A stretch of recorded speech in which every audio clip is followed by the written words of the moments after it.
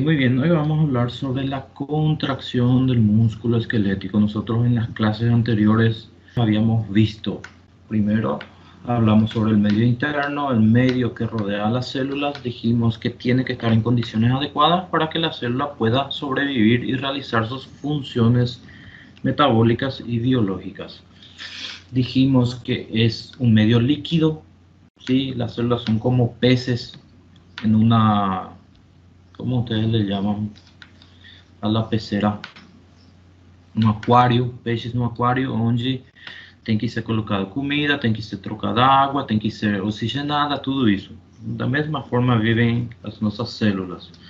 Y para eso, entonces, se vale de los órganos y sistemas que van a hacer que agreguen oxígeno y retiren el dióxido de carbono, que son el aparato respiratorio, que van a aportar nutrientes como el tracto digestivo y que van a eliminar las sustancias de desecho como los riñones y también o los pulmones. Dijimos que estos líquidos, aparte de estar en el líquido extracelular, también se encuentran en el líquido intracelular y hay diferencias entre los dos, no de composición, sino que en relación a la concentración de las sustancias. ¿Y por qué hay diferencias? Porque hay una barrera entre ellos y hay mecanismos de transporte específicos que ayudan a mantener las diferencias entre uno y otro lado de la membrana plasmática. ¿Qué más? Después vimos que aparte de diferencias de gradientes, existen también diferencias de voltaje. ¿Por qué? Porque los componentes que se encuentran a uno y otro lado de la membrana, aparte de tener diferencias de concentración, tienen cargas. Por lo tanto, se crean voltajes a través de la membrana de todas las células de nuestro cuerpo, haciendo que el interior de las células sea negativo y el exterior sea positivo. Vimos cómo se forman esas diferencias de voltaje, se llama potencial de membrana, ¿verdad? Vimos los canales, las bombas, etcétera, y vimos que algunas células son capaces de alterar ese potencial y, y hacer que tengan funciones diferentes al resto de las células del cuerpo. Y estas células excitables que le llamamos son las células nerviosas y las células musculares. La alteración de ese voltaje base que hay a través de las células es lo que se llama potencial de acción o potenciales de acción. En las células nerviosas sirven para transmitir impulso nervioso para que al final de los axones se liberen neurotransmisores que pueden tener diferentes acciones sobre las otras células. Bien, y la otra célula que es excitable, o las células que son excitables aparte de las células nerviosas, son las células musculares. En ellas el potencial de acción recorre la membrana de la célula no para liberar neurotransmisores, sino que en este caso ya es para producir contracción muscular. Muy bien, recordando un poquitito, 40% del peso es musculatura esquelética, 10% corresponde a músculo liso y músculo cardíaco, ¿sí?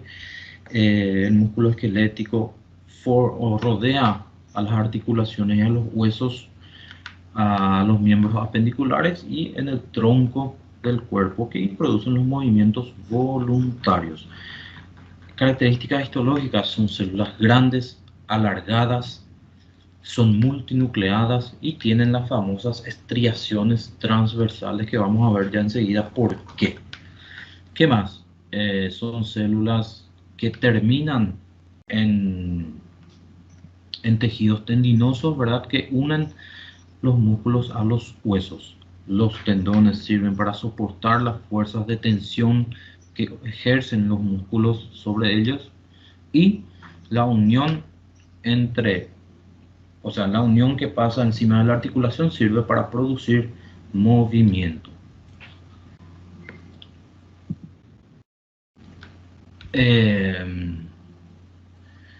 A las células musculares nosotros le llamamos fibras musculares. Está bien, eso es un término técnico, no es las fibras musculares que nosotros vemos en los canales deportivos que dicen, ah, tuvo ruptura de fibras musculares. No, eso no es así, ¿verdad? Para nosotros fisiólogos, fibra muscular es una célula, ¿está bien?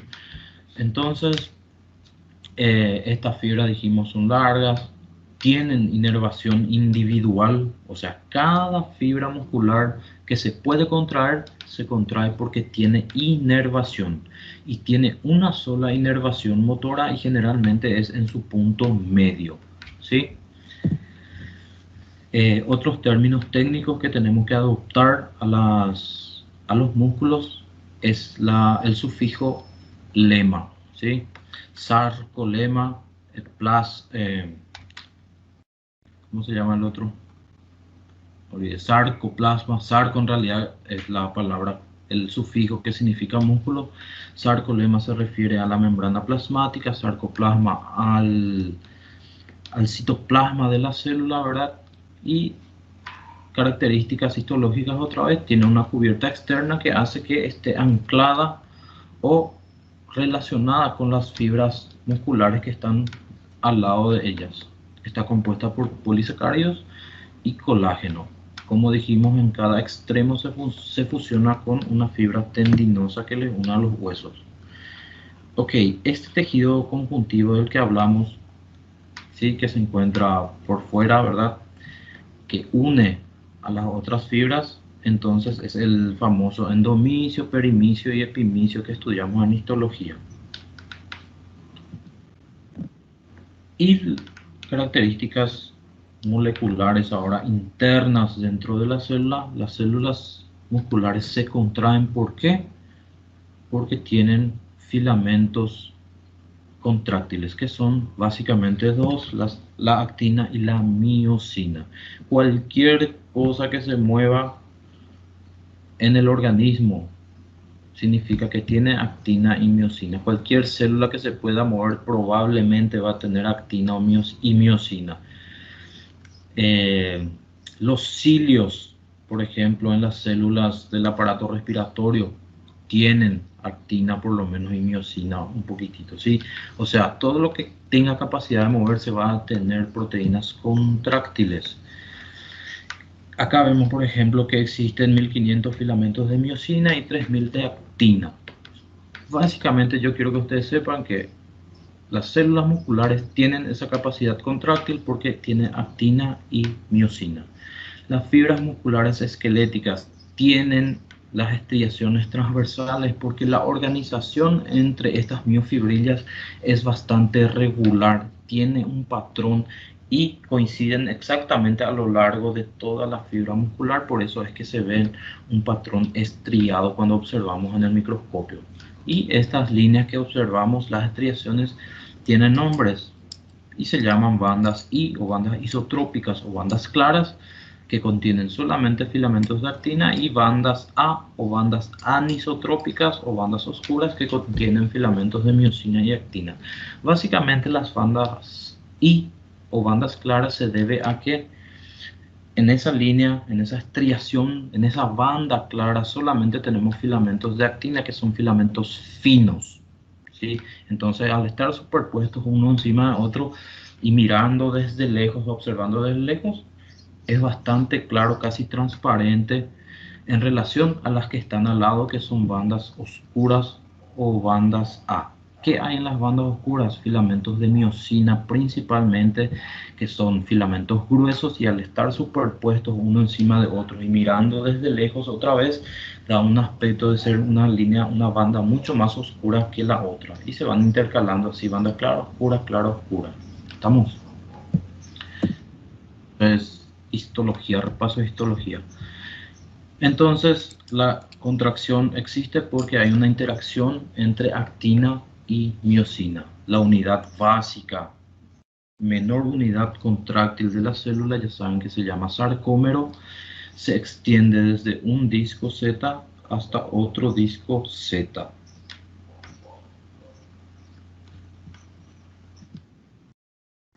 Y luego tenemos las características estructurales que hacen que estos filamentos puedan contraerse, y esa es la base de esta sección de la clase de hoy, ¿sí? Acá nosotros tenemos el típico dibujito, el esquema, dibujo en realidad de la fibra muscular. Tenemos acá adentro los miofilamentos de actina y de miosina, que obviamente se ven puntitos chiquititos nomás, como una representación. Acá vemos los sarcómeros, todo como están dispuestos entre sí. Esta banda acá chiquitita, estas finitas, son bandas I. Acá adentro todo es banda A porque hay miosina. Ok, estas imágenes acá en verde y en amarillo tienen una importancia extrema en la clase de hoy. ¿Por qué? Porque estos tubos amarillos representan invaginaciones de la membrana plasmática de la célula muscular. Se denominan túbulos T. Entonces vamos a nuestro pizarrón, vamos a dibujar un túbulo T. Cualquier célula normal tendría esta forma, ¿sí? Si suponiendo nomás una célula muscular sin túbulos T. Una célula que tenga túbulos T va a tener invaginaciones por dentro de toda la célula. ¿Por qué la célula muscular esquelética necesita de estas invaginaciones? Muy bien, primero luego estas invaginaciones van a ser responsables que todos los miofilamentos puedan interactuar entre sí para contraerse todos juntos. Segundo, ¿por qué? Porque las células musculares son muy grandes, son fibras más macroscópicas. Imagínense entonces que todo el contenido del interior de la célula muscular tenga que contraerse, pero dependa de la membrana solamente. Entonces no se va a poder. Entonces la membrana se invagina varias y cientos de miles de veces hacia adentro de la célula para llegar a todas las miofibrillas. Esto es lo que se llama túbulo T. Sí, ya vamos a ver mejor. ¿Para qué se necesita túbulo T? Porque nosotros para que pueda ser posible la contracción, la interacción de los filamentos de actina con los filamentos de miosina, necesitamos calcio. Entonces, anoten, recuérdense por lo menos, para que haya interacción entre filamentos de actina y miosina, o sea, para que haya contracción se necesita de calcio. ¿De dónde sale el calcio en la célula muscular para la contracción? Y hay dos lugares importantes. El primero de todo es y el más importante de todos, el retículo sarcoplásmico, que ya vamos a ver enseguida cómo es y dónde está. Y el otro es que puede venir del líquido extracelular. Pero el más importante de todos es el retículo sarcoplásmico. El retículo sarcoplásmico es esto que se simboliza acá, todo con verde, conjunto de cisternas que finalmente rodean a los túbulos T, que son las invaginaciones de la membrana. Entonces podríamos dibujar nuestro túbulo T ayudando también al esquema que está en verde de esta forma. Cisternas terminales rodean a los túbulos T. ¿Por qué dijimos que son importantes las cisternas terminales? Cisternas terminales son básicamente retículos sarcoplásmicos. ¿Qué hay acá adentro de importante? Calcio, calcio. Vamos a anotar acá. Entonces, calcio. Dijimos que calcio se necesita para producir la contracción, la interacción entre los filamentos de actina y miosina. Perfecto. Como dijimos que una célula muscular es tan grande y todos los filamentos necesitan de calcio, entonces piensen, si solamente tuviésemos entrada de calcio desde afuera, no iba a ser suficiente porque la célula es muy grande. ¿Sí? Otra cosa, podemos sacar calcio desde los retículos sarcoplásmicos, pero solamente si están en contacto con membrana plasmática, y eso no iba a ocurrir si es que no existiesen esos túbulos T. Por eso es que son tan importantes las invaginaciones que vemos acá en este color amarillo y que están rodeadas de cisternas terminales. Esto se llama tríada.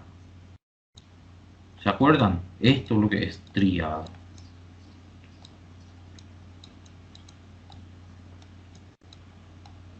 ¿Se está entendiendo? Entonces, básicamente el motivo por el cual esto existe es porque la célula muscular esquelética es grande, muy, muy grande, y necesita que todos los filamentos contengan o que todos los filamentos lleguen calcio a ellos para que se pueda producir la contracción. Entonces, no hay otra forma más que invaginar la membrana cientos de miles de veces y que todos estén rodeados de cisternas terminales de retículo sarcoplásmico, porque hay calcio y el calcio se libera entonces de esta forma en grandes cantidades dentro de la célula. Entonces, ¿qué hay? ¿Qué tipo de líquido hay acá dentro del túbulo T? El líquido extracelular. Muy bien. Acá tenemos otro componente de los filamentos referente a los filamentos de contracción, que es la titina, que es la que les digo, voy a poner mi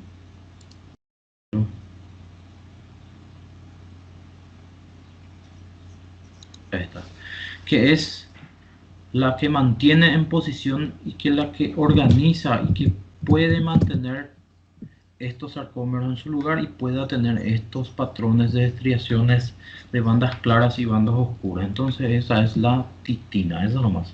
Se extiende desde el disco Z hasta el filamento de miosina. Sarcoplasma, como dijimos, es líquido intracelular. Si el calcio es componente del líquido extracelular, ¿cómo va a entrar? ¿Por qué tipo de movimiento va a entrar dentro de la célula? Difusión. Voy a cerrar esto acá para que se entienda que es una célula muscular, porque se pueden confundir. Ok. El retículo sarcoplásmico entonces es extenso, muy extenso. Atiendan bien, porque extenso le digo de mucho, porque después vamos a ver músculo liso, donde el retículo sarcoplásmico es prácticamente insignificante. En el músculo esquelético es extenso y es importante para controlar la contracción porque almacena calcio. No se olviden, retículo sarcoplásmico almacena calcio. Otra cosa que se necesita para la contracción muscular es energía, ATP, proveído por las mitocondrias. Ya dijimos eso también. Ahora, entiendan bien lo que les voy a preguntar. ¿Cuál es el estímulo que produce la contracción? ¿Estímulo qué es? Cualquier factor externo que va a hacer que una célula responda. Estímulo nervioso que secreta en sus axones acetilcolina. El único estímulo para la contracción del músculo esquelético es acetilcolina. Espectacular. Muy bien, acá tenemos otro esquema parecido a este. Obviamente el mío es más lindo, pero igual le va a servir este para estudiar. Túbulo T, invaginación de la membrana, retículo sarcoplásmico, que finalmente se forma una cisterna. Cisterna es una dilatación grande, ¿verdad? Donde se almacena algo. Por ejemplo, esos camiones pipa que ustedes dicen que almacenan agua, grandes tanques en un camión, eso nosotros le llamamos en castellano de cisterna también, ¿sí? Camión cisterna. Entonces la cisterna es un gran recipiente de almacenaje de algo. En este caso almacenamos qué cosa dentro de las cisternas terminales: calcio. Esto indica, por ejemplo, que todo el sarcómero está totalmente rodeado de retículo sarcoplásmico. Eso significa que todo el sarcómero siempre va a tener suficiente calcio para realizar la contracción.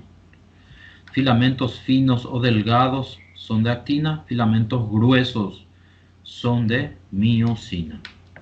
La tríada entonces está compuesta por el túbulo T central, que es la invaginación de la membrana, y dos retículos sarcoplásmicos que le rodean. Ok, y acá tenemos entonces otro esquemita donde simboliza la llegada del nervio a la célula, la liberación de acetilcolina, porque dijimos que se libera acetilcolina para iniciar el potencial de acción que viaja por la membrana y se invagina también en el túbulo T. Imagínense que llegue acá en este punto, por ejemplo, el potencial de acción y tiene que viajar por la membrana. Si viaja por la membrana, obviamente viaja dentro también de los túbulos T. Y dijimos que es importante que el túbulo T exista bien al lado de los retículos sarcoplásmicos. ¿Por qué? Porque es el potencial de acción el que activa o que hace que se libere calcio hacia el líquido intracelular para entrar en contacto con las proteínas contráctiles. Entonces, si acá llega la fibra nerviosa, se libera acetilcolina, inmediatamente se producen potenciales de acción que viajan hacia todos lados por la membrana y también adentro de los túbulos T. ¿Qué ocurre acá? Al entrar en contacto con las cisternas terminales, hace que se libere calcio y pueda producirse la contracción. ¿Está bien? Después ya vamos a ver enseguida por qué. El mecanismo general de la contracción muscular. Otra vez. Y vamos a repetir 100 veces esto porque esa es la parte importante de las clases, ¿verdad? Potencial de acción llega desde la fibra motora hacia las fibras musculares. Pero no es que el potencial de acción salta, porque imagínense, nosotros vamos a dibujar acá una fibra nerviosa. No es que el potencial de acción que viaja por la fibra salta directamente a la membrana del músculo y se transmite. No, llega al final y se libera acetilcolina en esta unión neuromuscular. Y ahí recién se inicia otro potencial de acción para la membrana muscular. Entonces llega el potencial de acción desde la fibra motora. Se secreta acetilcolina, que es un neurotransmisor, en las terminaciones nerviosas todavía, o sea, desde el nervio. Y se abren canales de sodio activados por acetilcolina. Entonces, en la célula muscular, el único punto donde hay canales de sodio activados por acetilcolina es en esta unión neuromuscular. ¿Está bien? El único lugar donde hay canales de sodio activados por acetilcolina. ¿Qué tipo de canales van a haber acá entonces para sodio? Porque toda la membrana dijimos que se tiene que despolarizar, tiene que tener potenciales de acción. Los canales que hay por el resto de la membrana que van a producir potenciales de acción son canales de sodio activados por voltaje. ¿Estamos? O sea, haciendo una deducción lógica rápida, acá se abren canales de sodio activados por voltaje. Entra sodio, ¿qué ocurre con el voltaje de la membrana? Aumenta el voltaje hasta que se llega al umbral de estos canales y ahí ya se produce el potencial de acción literal hacia toda la célula muscular.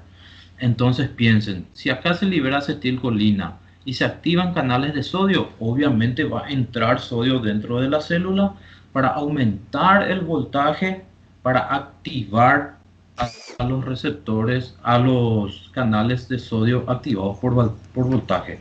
Entonces, esta apertura de canales de sodio activados por acetilcolina ocurre acá en la unión neuromuscular. La apertura de los canales de acetilcolina permite que grandes cantidades de sodio difundan hacia el interior. Esto hace que ocurra una despolarización local. Se despolariza la membrana en este punto de la unión neuromuscular, lo que a su vez conduce a apertura de canales de sodio activados por voltaje, y eso es lo que inicia literalmente el potencial de acción en toda la membrana muscular. el potencial de acción viaja por la membrana de la fibra, se despolariza la membrana, eso incluido los túbulos T, y ahí ocurre liberación de grandes cantidades de calcio. ¿Pero de dónde? Desde el retículo sarcoplásmico. Entonces recuerden, cuando se despolarizan los túbulos T, entonces es cuando ocurre la liberación de calcio desde este punto. La liberación de calcio desde el retículo sarcoplásmico se produce ¿por qué? Porque la membrana de los retículos sarcoplásmicos tienen canales de calcio activados por voltaje.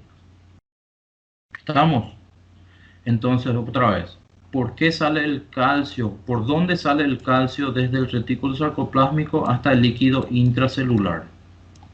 O sea, acá cuando llegó el voltaje, el potencial de acción en los túbulos T, automáticamente por estar tan cerca de la membrana del retículo activa los canales de calcio activados por voltaje y el calcio por lo tanto sale de los retículos sarcoplásmicos y entra al líquido intracelular. Bien, entonces ya llegamos acá, ya liberamos calcio. Nosotros viajamos desde la unión neuromuscular hasta ya sacamos calcio al líquido intracelular. O sea, el calcio ahora está en contacto con las miofibrillas contráctiles. O sea, se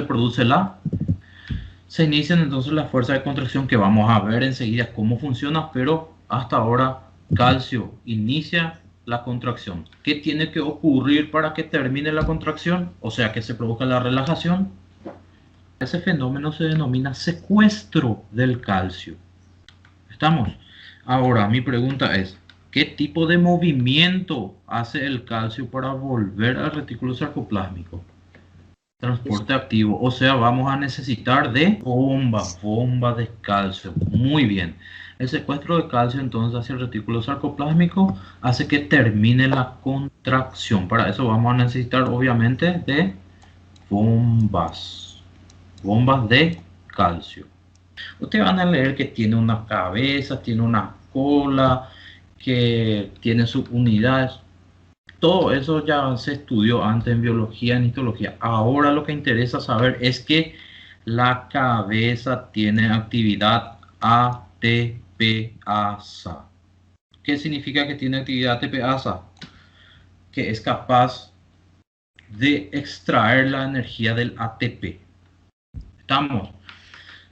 Puede hidrolizar los enlaces de ATP para formar un fosfato de alta energía y ADP, que quedan almacenados, esa energía queda almacenada en la cabeza y que va a ser importante después para producir la contracción. Entonces, característica importantísima de la miosina: la cabeza tiene actividad ATPasa que hidroliza enlaces de ATP, que almacena la energía para la contracción. Y la actina, ¿qué es lo que tiene la actina? La actina tiene que recordarse tres cosas. Actina no está sola. Actina se estudia con tropomiosina y se estudia con troponina. Perfecto. En relación a la actina propiamente dicha, ustedes tienen que saber, recuérdense que son filamentos finos, doble cadena, etcétera, etcétera, etcétera, no importa. Ahora lo que tienen que saber es que la actina tiene sitios de unión para la cabeza de miosina. Esos sitios de unión o sitios activos están formados por ADP. Primero, eso es lo primero de las tres cosas importantes que tienen que saber. Entonces, otra vez, los filamentos de actina, los filamentos finos tienen puntos de unión para las cabezas de miosina. Esos puntos de unión o sitios activos están formados por ADP. Bien. Segundo, la tropomiosina es un elemento bloqueante de esos sitios activos. Imagínense ustedes tienen, agarrar cualquier cosa acá, dos imans. ¿Qué pasa cuando ustedes acercan dos imans? Se pegan.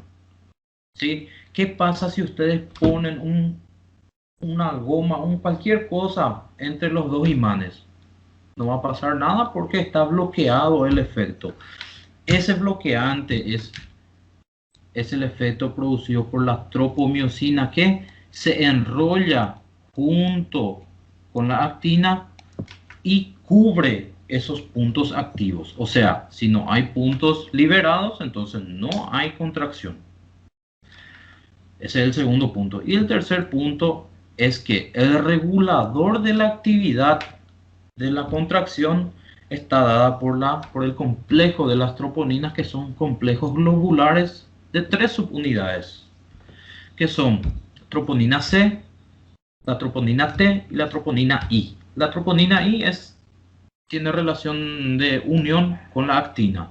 La troponina T con la tropomiosina, que es el que cubre los puntos activos. Y la troponina C, señoras y señores, es la que tiene relación o que tiene un sector de afinidad por el calcio. Y es ahí donde vamos a unir todo lo que sabemos.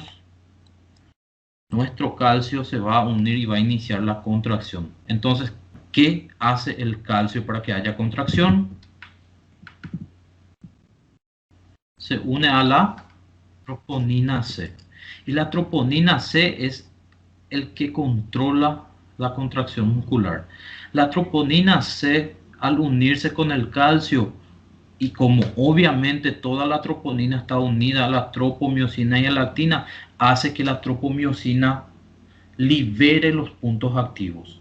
Y ahí se produce la contracción muscular. Entonces llega calcio. De todo esto que aprendimos acá, calcio se liberó en el espacio intracelular, se une con la subunidad C de la troponina. Todo el complejo va a actuar como regulador y va a hacer que estos puntos finalmente ya estén liberados. Y es como les dije, si se elimina el bloqueante entre los dos imanes, se van a unir las cabezas de miosina a los filamentos de actina. Entonces acá tenemos nuestro dibujito, esquemita, filamento de miosina, su cabeza que es ATPasa, el ATP ya unido acá. Acá no hay calcio, por eso la tropomiosina está cubriendo los puntos activos de la actina. Es situación de relajación, ¿verdad? Situación basal.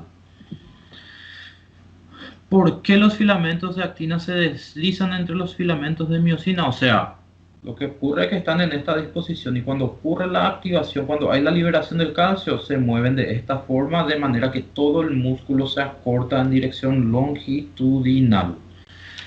Cuando un potencial, o sea, que se deslizan porque hay interacción entre la cabeza y la actina, eso es lógico, ¿verdad? ¿Y por qué ocurre eso? Porque se libera calcio cuando el potencial de acción viaja por la membrana, después a lo largo de la fibra y llega hasta el retículo sarcoplásmico para liberar calcio, ¿sí? Entonces se activan las fuerzas de atracción y comienza la contracción y acá llega un nuevo elemento, el ATP. ¿Sí? Nosotros ya hablamos de acetilcolina, ya hablamos del calcio y ahora vamos a hablar de ATP. Porque dijimos, obviamente, la contracción es un trabajo activo y necesita energía. ¿En qué parte entra el ATP en esta historia? Y ahora vamos a ver. Cuando la cabeza de la miosina se une al sitio activo de la actina, la cabeza se inclina automáticamente. Esto es el movimiento que hace, ¿verdad? La cabeza. Lo que trata de explicar ahí es que cuando se libera el sitio de unión, el sitio activo, la cabeza automáticamente se une y se dobla. O sea, es como dice luego que tienen un cuello y una cabeza que cuando se une, dobla y va haciendo así una sucesión de veces. Eso nomás lo que explica, esa es la teoría de la cremallera. Cremallera es zipper para ustedes, ¿sí? No sé qué tiene que ver el nombre, pero bueno. Lo que pasa es que se une, se libera, se une, se libera y va moviendo la cabeza de miosina a lo largo del sarcómero. Y ese movimiento que hace la cabeza de miosina, eso se llama golpe activo. ¿Por qué se llama golpe activo? Y ya tienen que tener una idea. Activo significa energía siempre. Que un movimiento sea pasivo significa que no se necesita de energía. y la cabeza se separa y recupera su dirección normal y se vuelve a unir y se separa y se vuelve a unir una y otra vez. Hasta acá, esto es fácil, solamente para explicar que la cabeza se une, se suelta, se sube, se une, se suelta y obviamente tiene su movimiento, su golpe activo. Acá está, bisagra son los puntos donde se doblan y donde se producen los movimientos. Estaba acá, se movió acá, vuelve y un ciclo que se repite una y otra vez. Esto es obvio, ¿verdad? Cuanto mayor sea el trabajo que realiza el músculo, más cantidad de ATP se va a necesitar. Eso se llama efecto FEN. Estas son obviedades. Y acá está la última parte de la clase que vamos a explicar qué ocurre después de que el calcio se una a la troponina. Ya sabemos, ¿verdad? Calcio se une a la troponina hace cambiar de conformación a la tropomiosina y se liberan los puntos activos. A partir de ahí vamos a explicar ahora. La unión de ATP a los puentes cruzados. ¿Puentes cruzados qué es, gente? Puentes cruzados nosotros le llamamos a la cabeza de la miosina. Puentes cruzados porque cruzan hacia la actina. Cuando el ATP se une a puentes cruzados, ¿qué ocurría? ¿Qué dijimos que ocurría? La hidrólisis del ATP y se almacena energía en la cabeza.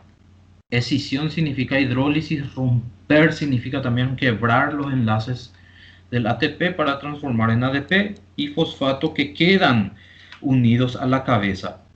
Y eso es almacenar energía por parte de la cabeza, entonces, o también se llama puentes cruzados. La unión del calcio, esto ya explicamos, al complejo troponina-tropomiosina libera los sitios activos y cuando están liberados los sitios activos, ¿qué ocurre? Unión de las cabezas a los filamentos de actina. Yo les dije a ustedes, la tropomiosina es como esa barrera entre dos imanes que cuando sale de ahí se unen los imanes. Entonces, cuando hay calcio, se libera ese bloqueo y se unen las cabezas a los filamentos de actina. Y ahí es cuando ocurre el golpe activo de la cabeza por liberación de ADP y fosfato de la cabeza. O sea, ¿cómo le voy a explicar? El movimiento es tan rápido que durante el golpe activo se van liberando ambos, uno y otro, ¿sí? La energía que activa el golpe es la energía que ya se había almacenado acá arriba, ¿verdad? Cuando el ATP se unió a la cabeza y se produjo la hidrólisis. Se liberan, ¿verdad? El ADP y el fosfato que previamente estaban unidos a la cabeza y se separan la actina y la miosina. ¿Qué pasa cuando se separa? Vuelve otro ATP, se vuelve a unir a la cabeza de la miosina y cuando si es que está todavía liberado los sitios de unión, vuelve a unirse y ocurre la misma cosa una y otra vez. ¿En qué momento se une el ATP a la cabeza de miosina? Cuando están separados. En ese momento ATP se une a la cabeza de miosina, se almacena energía y si hay liberación de los puntos activos, vuelve a unirse, se produce el golpe activo, mientras eso se liberan ADP y fosfato y se vuelve a soltar de la actina. ¿De dónde sale ese ATP? Es la pregunta y acá tenemos la respuesta. La primera fuente es la fosfocreatina que proporciona energía durante unos 5 a 8 segundos, nada más.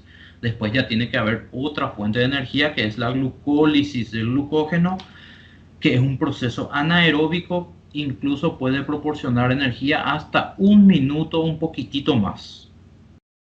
Después de eso aparece otra fuente de energía, fuente de ATP, metabolismo oxidativo. Más del 95% de toda la energía que utilizan los músculos para contracción a largo plazo es a través de esta vía metabólica que es el metabolismo oxidativo. O sea, toda la energía que se utiliza después del minuto de actividad contraria ya es proveída por metabolismo oxidativo. La unidad funcional entonces es el sarcómero.